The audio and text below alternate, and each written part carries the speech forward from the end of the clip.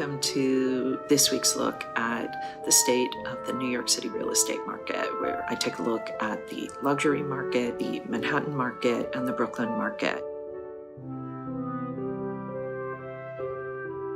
I do it because I want you to be informed. It never hurts when you're a consumer to be informed. Let's start with the luxury market for Manhattan. This means properties that are priced. Again, our luxury market starts at $4 million and above, so these would be for contracts that were signed at $4 million and above.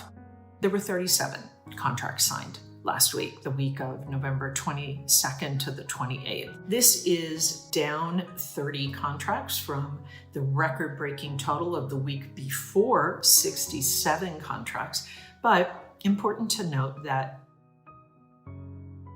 Thanksgiving was involved this week and kind of split the week in half. And what this means is, you still had a very, very strong week, even given that you had Thanksgiving in the mix. This is probably the greatest number of contracts that was signed in a Thanksgiving week easily since 2006. So let's take a look. Let's look at this even just a 10-year average. The 10-year average for Thanksgiving week is 12 contracts. So 30 contracts is 37 contracts, actually. It's pretty amazing for a Thanksgiving week. Okay, so let's talk about the number one contract that was signed last week. It was Townhouse 11 at 17 Jane Street. It was asking $31.9 million. The buyer also purchased a unit one floor above, a 3-bedroom condo with 2375 square feet. And that one was asking almost $10 million, $9.655 million. Townhouse 11 is a duplex, has a cellar that has almost 6,400 square feet. It includes 5 bedrooms, 4 bathrooms, and 2 powder rooms. A ground floor entertaining space opens onto a almost 1,800 square foot garden. The building was designed by architect Sir David Chipperfield and includes a lobby with a 10-foot bronze sculpture by Jeff Koons. The amenities include a 24-hour doorman, fitness center and sauna, storage. 2 private parking spots were included in these sales. This 7-unit condo building is now completely sold, and closed sales averaged $4,010 a square foot. Now let's take a look at the number 2 contract that was signed. And that was 5A at 960 Fifth Avenue. It was asking $28 million. It was listed in April, and it is a pre-war 11-room co-op. It has 4 bedrooms, a library, 5.5 bathrooms, 4 fireplaces, and an eat-in kitchen. It comes with 2 outside adjacent staff rooms that are located on the 4th floor of the building. A 39-foot living room and a 28-foot formal dining room face Central Park. The apartment needs to be totally renovated. Amenities include a doorman, a fitness center surrounded by a terrace. Interestingly, mortgage financing is not permitted. The monthly maintenance for the apartment and the staff rooms total $19,026 and is billed quarterly. Kind of interesting, that property. It's quite specific and quite rare. So actually both properties are extremely rare. They're just completely different animals. Anyway, congratulations to those buyers. Amazing, amazing properties, and I hope they enjoy life in them. So now let's take a look at the stats for the week. The total weekly asking price sales volume was $315,474,000. The average asking price was $8,499,297. The median asking price is $5,950,000. And the average discount from original ask to last asking price was 2%. So we're seeing a bit of a closing on that, aren't we? Usually we see bigger spread, 5%, 6%, 2%. How interesting, and would well be a sign that the overall luxury market is getting stronger. The prices are actually increasing. The average days on the market is 477. This, as I've said many times here, these luxury properties take a little longer to sell. That's not necessarily a bad thing. Not everybody can afford them, and so you have to wait for that special buyer to come along who falls in love with the property and is willing to buy it.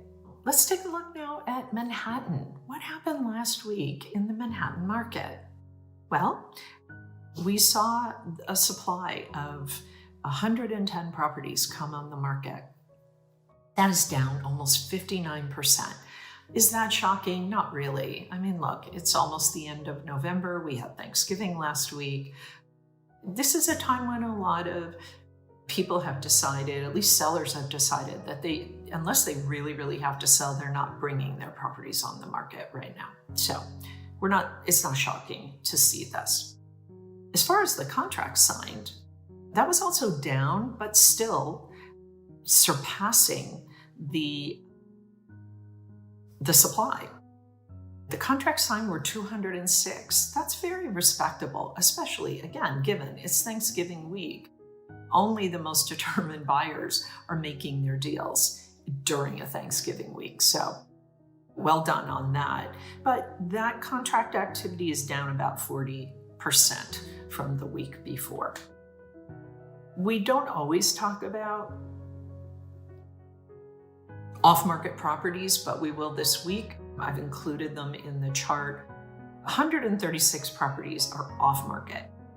That's also down about 37%, but again, as I said, a lot of people, for whatever reason, might decide that at this point they're going to take their property off the market and wait it out, maybe come back on in the spring. This is clearly a seller's market.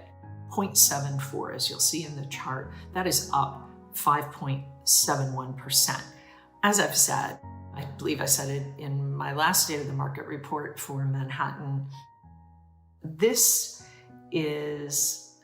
seeing this increase is really in direct correlation to the pressure that's being put on the market. We're not seeing enough properties coming on, and there's buyer pressure, so we are seeing the scale tipping even more in favor of the sellers. So now let's take a look at the Brooklyn market. What happened last week in Thanksgiving week with Brooklyn? Well, not a lot of supply came on last week. 70 properties. That is down almost 62% from the week before. 160 contracts were signed. That is also down about 16%, but comparatively still outperforming. The contracts, the demand is greater than the supply. The off-market properties, 82, that's down about 27%. Again, like with Manhattan, we're seeing that some sellers, if they don't have to sell, are perhaps thinking they're just going to take a break from the market, so they're pulling it off, perhaps temporarily, perhaps permanently. We'll see. This is an interesting thing with the market pulse, 1.1. That is up 12%. That, again, like with the Manhattan market, and even more so, there is real pressure now. We do not have as much supply as we have demand, and so it is sellers really, this is very much a market in your favor. Be sure that you are priced properly. If you are, you should have no trouble making your deal. This is a very strong market. It's a terrific market for sellers. Buyers, if you are really looking to buy something now, you can look to those properties that have been on the market for quite a while. Very likely they were overpriced. Perhaps there are some good deals to be had for you there. However, if something new comes on the market and it's well priced, you will have competition. So just be prepared for that. But you never know. Maybe you'll find one of those properties that's been sitting for a while and the seller will want to make a deal. And that would be great for you. All right, so that is it for this week's State of the Market report for New York City. As always, I am happy to answer any real estate questions that you have, whether they are specifically about the information that I'm giving you in these reports, or you just have questions about the market, or you want to talk strategy, which I love to do. So I'm happy to answer any questions that you have about real estate. Feel free to reach out to me. You can also post your questions below. I will be back with more market news for the New York City market and also for the Portland market. So stay tuned. In the meantime, take care.